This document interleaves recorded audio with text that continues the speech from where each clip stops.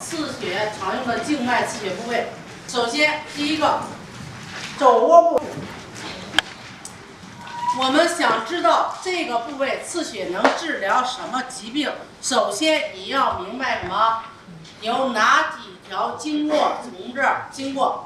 我们经常说一句话叫什么？经络所过，主治所及，对不对？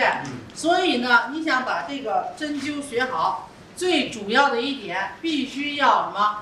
把每条经络的循行路线，是不是必须要背过？首先我们看肘窝部有几条经络从这经过？3条。哪3条？肺经，还有什么？心包经、心经，对不对？那首先我们看啊，第一点，根据经络所过，主治所及，这3条经络从这儿经过。那首先第一点，首先肺系疾病是不是它主治范围？然后心脏类疾病是不是它主治范围？然后心绞痛用之特效。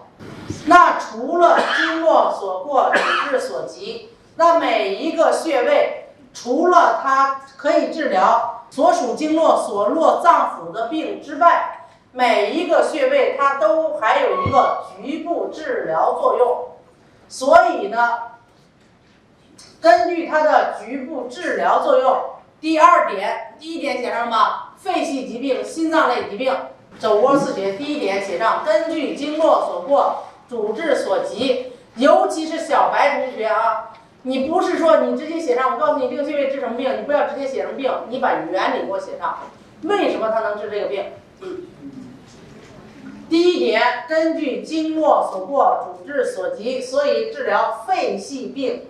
肺系病包含什么？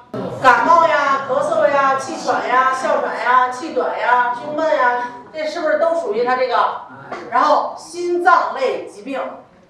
然后第二点，根据它的局部治疗作用，可以治疗上肢风湿神经痛，还有五十肩，还有半身不遂。半身不遂有的是不是上肢有问题，有的是不是下肢有问题？上肢有问题，刺血的时候就在这儿刺血。然后再写一句话，这个区域为心肺系统疾病刺血首选区域。我们中医里有句话叫什么？心肺有邪流于哪儿？心肺有邪流于两肘，肝胆有邪流于哪儿？2腋，对不对？脾有邪流于2臂，然后肾有邪流于2火，对不对？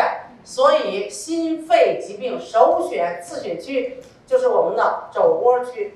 近期呢，我将要进行一场直播，和大家共同聊一聊关于董氏奇穴和传统针灸的一些相关的知识点。